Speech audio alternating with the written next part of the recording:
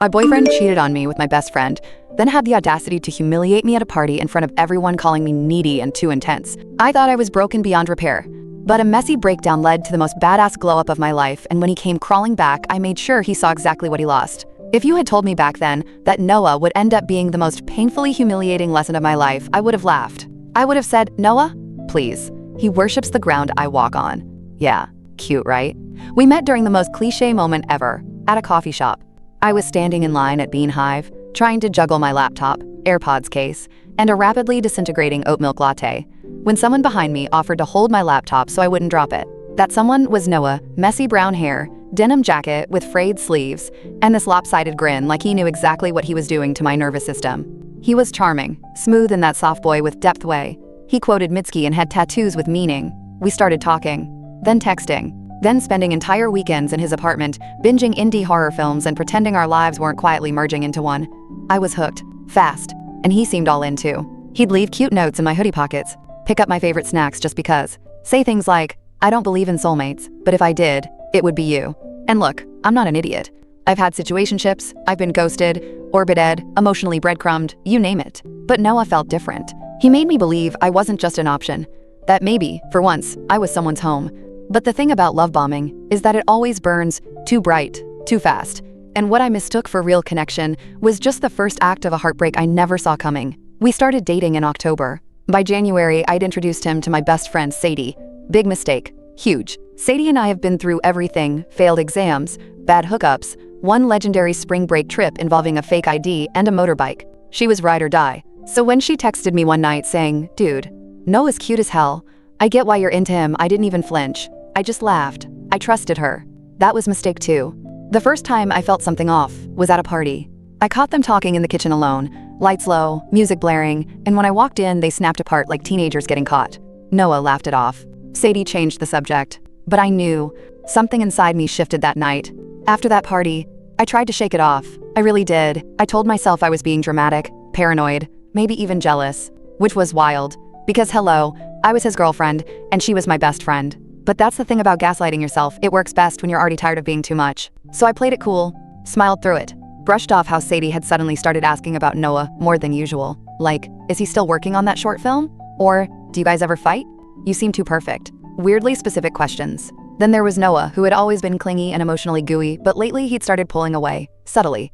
Less eye contact, less PDA, fewer good morning texts. He started calling me intense during arguments, which pissed me off in ways I couldn't explain. Like I was suddenly too much for the person who used to say I was the calm in his chaos. One night, I flat out asked him, "Are you into Sadie?"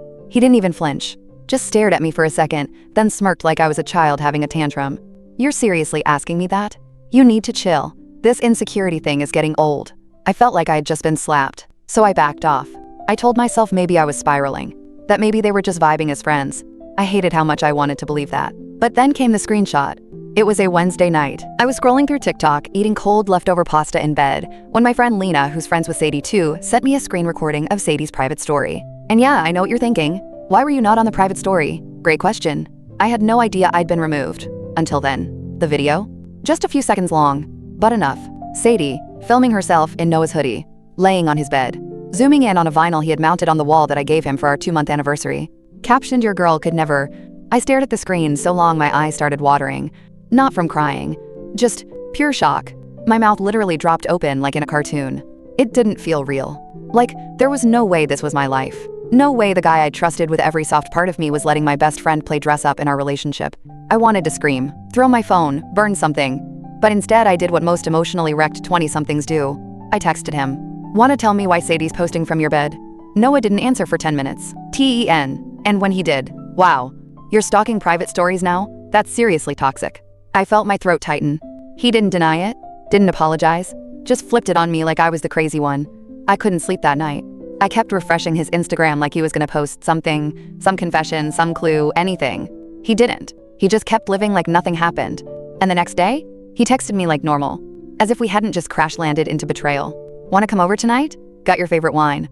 Like a glitch in the Matrix. I didn't answer his text. Instead, I stared at it for so long I memorized every word. And then, I made a decision. I was going to his apartment.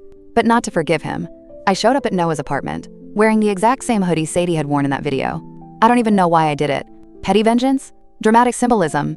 Maybe both. All I knew was I needed to see him, look him in the eye and catch him in the act. I wasn't just gonna be the crazy girlfriend he gaslit into silence. Not anymore. He opened the door like everything was fine, like we hadn't just detonated our entire relationship. Hey, you look, you okay? He noticed the hoodie.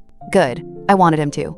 I walked past him without answering, straight into the living room, where a wine bottle and 2 glasses were already sitting on the table. The same bottle he brought to my place the first night we hooked up.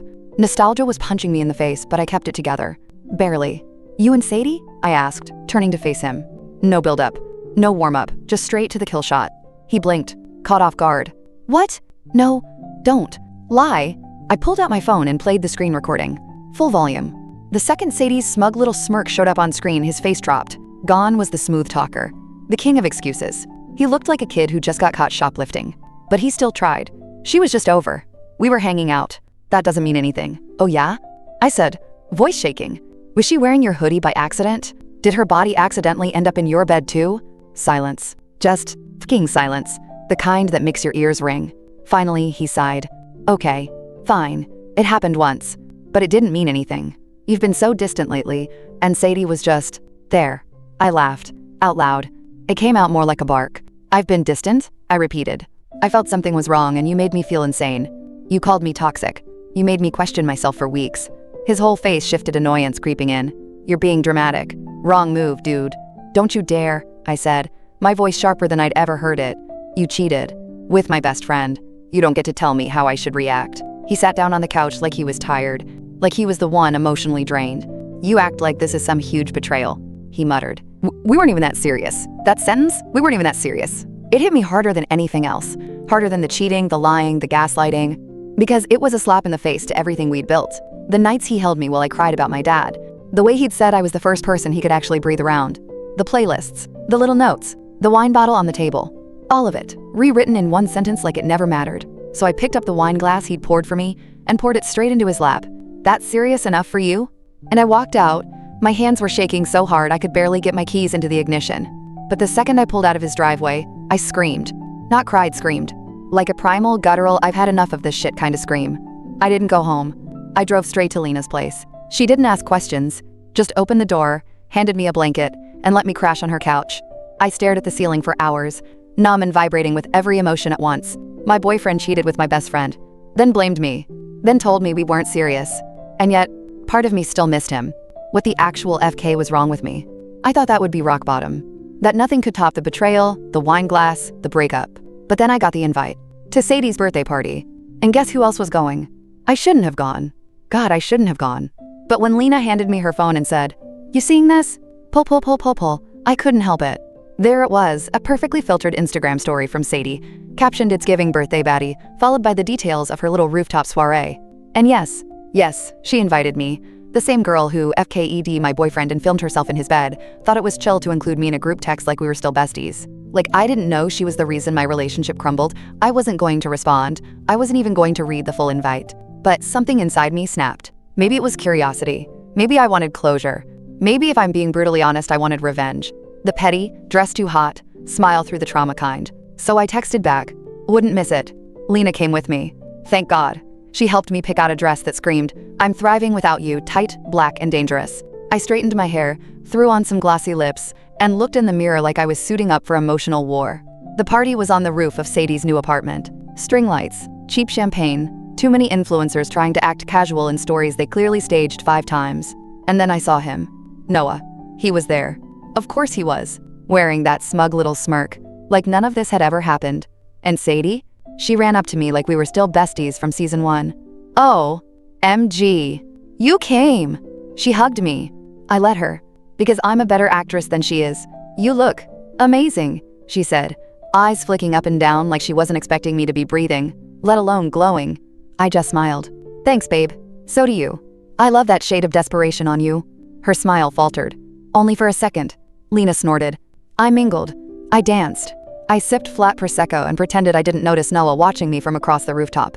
And then, because the universe loves a spectacle, Sadie climbed up on a chair and clinked her glass. Okay, time for birthday speeches." I was halfway through a very intense mental prayer that I wouldn't get called out when she pointed her perfectly manicured finger right at me. "You go first, bestie." I blinked. The crowd turned. Music lowered.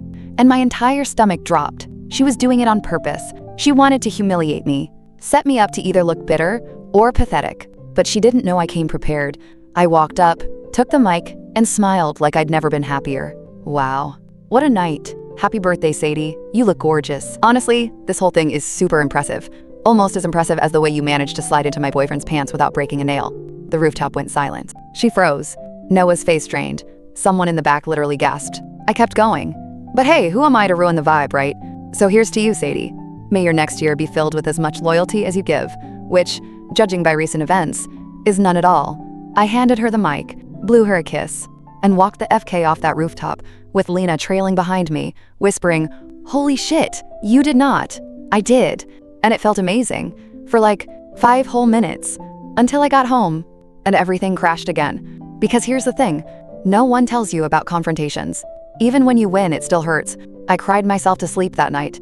Not for him, not even for her, but for the version of me who thought they loved me. That girl was gone, and in her place, someone else was starting to wake up. For the next 2 weeks, I was a ghost. Not the hot, mysterious kind, the emotionally dead inside, cry in the shower, eat one saltine and call it dinner kind. I ghosted everyone except Lena. I turned my phone face down, didn't post, didn't scroll, didn't respond to Noah's sudden wave of ooh up, texts, or Sadie's pathetic non-apology DM that just said, "You really embarrassed yourself, LOL.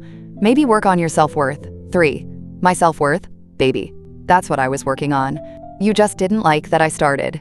I didn't recognize myself in the mirror.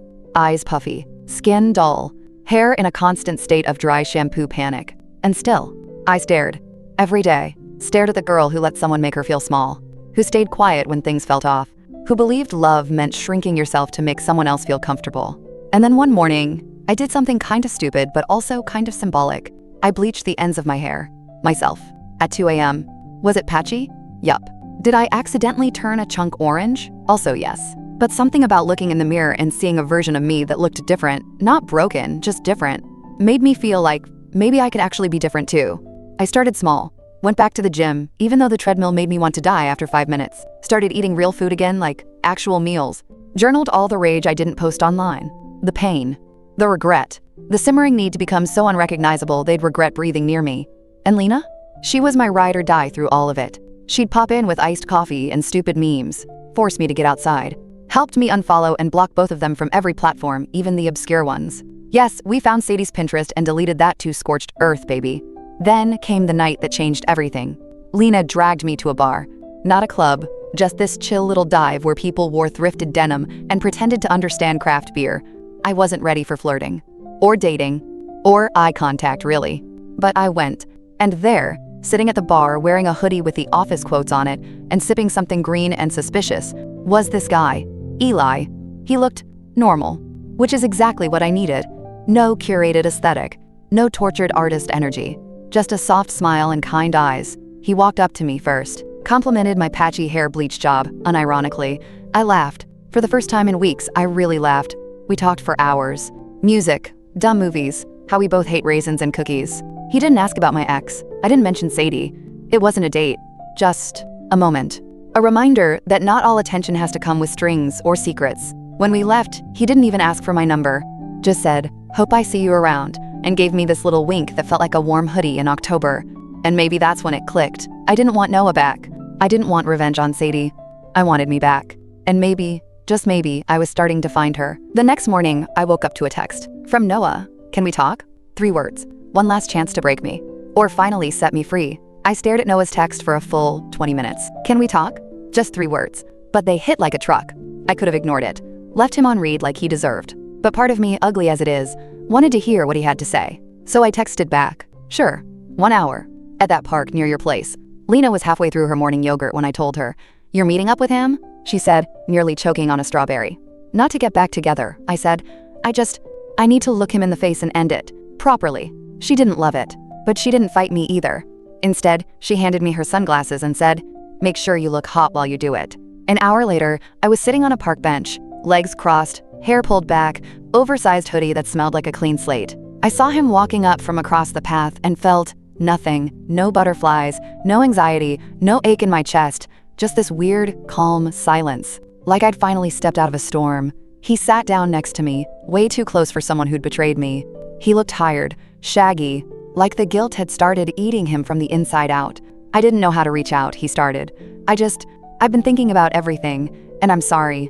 I didn't say anything, just waited. Let him keep digging. I messed up. I know that. What I did with Sadie it wasn't even about her. It was about me being insecure and stupid and scared of how real we were getting. You were just so intense. You saw through me, and I wasn't ready for that. I tilted my head. So you slept with my best friend because I saw through you? He winced. I don't expect you to forgive me. I want you to know I never stopped loving you. There it was, the guilt grenade. The classic I screwed up but I still love you line. It used to work on me, used to unravel me. Not this time. I turned to him and smiled, not the soft kind, the sharp, dangerous kind. Noah, I'm glad you came today, because I've been waiting for this moment. Not to forgive you, not even to cuss you out, but to say this one thing that's been sitting in my chest like a goddamn rock. He leaned in slightly, eyes soft, like he was bracing for some poetic closure. And I gave it to him. Just not the kind he wanted. You broke me. You ripped my heart out and handed it to someone who used to be family to me. You turned love into paranoia, trust into a joke. And I let you. But here's the thing. I stood up, towering over him now, voice steady. I'm done letting people like you write my story. You were a chapter. A messy, chaotic, badly written chapter. But I've closed the book, and I'm moving the hell on. He opened his mouth to say something, maybe plead, maybe beg, but I shook my head. Save it. You don't get to haunt me anymore. And I walked away, didn't look back, didn't cry, didn't spiral. Instead, I texted Lena. Just one line, I did it. I'm free. That night, I opened my notes app and started writing. Not to vent, not to rage, but to tell my story. And the next morning, I posted it online, just to see what would happen. I had no idea what I'd just started. That night, I opened my notes app and started writing. Not to vent, not to rage, but to tell my story. And the next morning, I posted it online, just to see what would happen. I had no idea what I'd just started. I didn't overthink it. No hashtags, no carefully curated aesthetic, just raw honesty, dumped straight from my notes app into a Reddit post titled, "My ex cheated on me with my best friend, so I exposed them both at her birthday party." It was meant to be cathartic, just a little screw you to the universe, closure via chaos, but the internet loved it. I woke up the next day to 2,000 upvotes, then 5,000, then 15K. Comments were rolling in like a tsunami of messy empathy queen behavior. I want this tattooed on my soul. You poured wine in his lap? Iconic. I swear, men like Noah are born from the same TikTok void. People were DMing me. Strangers were thanking me for putting into words what they never could. A few were even asking if I do a podcast interview about it. I politely declined. I'm not ready to be the face of heartbreak activism just yet. But you know what? It felt so damn good. For the first time, my pain wasn't just rotting inside me like spoiled fruit. It was out there, processed, transformed into something people could read and say, damn, me too. Lena was the first to say it. You should write more of this, she said, sipping boba on my floor while scrolling through the comments. You've got a whole vibe, like heartbreak rebranded as power type thing. And she was right. So I did. I started a TikTok account. Just my voice reading those notes app entries over soft music and grainy aesthetic videos of rainy windows, neon signs, and girls fixing their eyeliner and cracked mirrors. My first video, me narrating the birthday party speech. Word for word, it blew. UP. Like 200K views in 24 hours, followed by duets, stitches, memes, even someone making a dramatic animation of it. Yes, with sparkles and background piano. And somewhere in all that noise, I realized this wasn't about Noah anymore. This was about me. Every comment, every same girl, say me, every like, was a little brick in the foundation of this new version of me I was building. Not just healed, but reborn. I wasn't some sad girl in bed crying over stale betrayal. I was a storyteller, a survivor with a mic and a message, and people were actually listening. Noah saw it too. Of course he did. He texted again. Didn't realize you were gonna turn me into your brand, LOL. No apology. Just that. Like he was the victim. I didn't respond, but I did post a new video the next morning. Me reading that exact text with the caption. When your ex is mad, you made art out of their trash behavior. Petty? Maybe. But healing? Absolutely. That video passed 1 million views in 3 days. And then I got a message I wasn't expecting. From someone who knew Sadie. Someone with receipts. And suddenly, her betrayal got way messier than I thought. So there I was, riding my little wave of internet-powered healing, thinking I had finally processed everything. When I got a DM that sent my stomach straight into the 9th circle of hell. It was from a girl named Ivy. Profile pic? Real. Posts? Normal. No red flags. She messaged, "Hey, this is super random, but I went to high school with Sadie. I've been following your story and I think you need to see something." Attached? Screenshots. Multiple. My heart dropped before I even opened them. The first was a text thread between Ivy and Sadie from 2 years ago. Sadie, LOL, I swear I could steal that guy if I wanted to. She's so clingy, it's pathetic. Sadie again, I low-key like seeing her fall apart over dudes. It's kind of entertaining, NGL. My entire body went cold. Because that was about me. And that guy? My high school boyfriend. The first one who cheated. The one I blamed myself for losing. The one who randomly stopped talking to me after Sadie started hanging out with him to cheer me up. I clicked through more. Sadie had a pattern. She latched onto my relationships, my pain, my insecurities, and fed off them. When I was down, she was suddenly glowing, thriving. I thought I was just sensitive. I thought I was projecting. But no, she'd been sabotaging me in slow motion for years. I stared at the messages, shaking. It was this eerie, surreal moment, like finding out your childhood home had been bugged the whole time. Lena came over within 10 minutes. I didn't even have to explain, I just said Sadie receipts, and she grabbed her keys. We sat on the floor, surrounded by laptop screens and years of memories that now felt poisoned. The road trips, the birthday cards, the sleepovers where I cried over boys while she rubbed my back with one hand and texted them with the other. I felt sick, violated, stupid. She's obsessed with you, Lena said. Like, actually obsessed. This isn't just mean girl energy. It's full-blown single white female SHT. I nodded, trying not to cry. She was my best friend. I told her everything. I trusted her more than I trusted myself. Lena put a hand on my knee. And now? You trust you. That's the difference. She was right. Because the old me would have spiraled. Would have sent Sadie a 20-paragraph essay demanding an explanation or crying for closure. The new me posted a new TikTok. Simple text overlay. Sometimes your worst heartbreak isn't a boy. It's the girl who smiled while stabbing you. Caption. And I handed her the knife. It went viral. Again. And this time, people started sharing their own Sadie stories. It was a floodgate. Turns out, she'd left a trail of wreckage behind her like a passive-aggressive tornado. Other girls came forward. Same story. Different exes. Different betrayals. Always the same manipulative smile. She wasn't just a snake. She was a fucking python in a crop top. And as messed up as it was, knowing I wasn't the only one she'd burned made me feel less alone. Less broken. I wasn't dramatic. I wasn't paranoid. I was right. A week later, I got tagged in a video. Sadie, crying on camera. Caption, this is cyberbullying. Yeah, she really thought she was the victim. And that's when I decided it was time for the final act. I almost didn't watch it. The video Sadie posted, it was just her, sitting on her bed, in a very calculated, no makeup look, blinking into the camera like she was trying to summon a single tear. Caption, I've been getting death threats because someone made up lies about me online. This is harassment. Please stop. The comments were split. Half the people were like, girl, you slept with your best friend's man, cry harder. The other half were like, okay, but this is too far, no one deserves cyberbullying. And okay, yes, death threats, never okay. That's not what I wanted. That's not what this was about. But the fact that she called me a liar, after everything?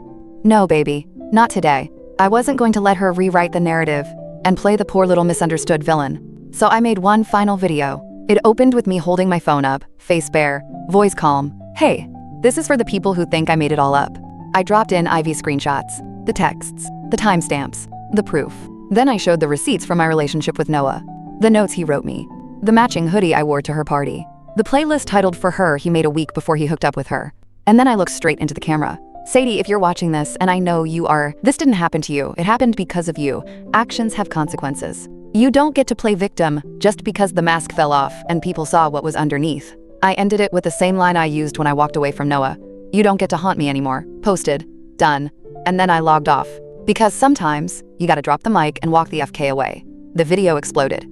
People made compilations, reacts, think pieces. Even BuzzFeed reposted it in some top 10 internet clapbacks article. And Sadie? Deleted all her socials. Gone. Vanished. Digital rapture. I didn't celebrate. Not really.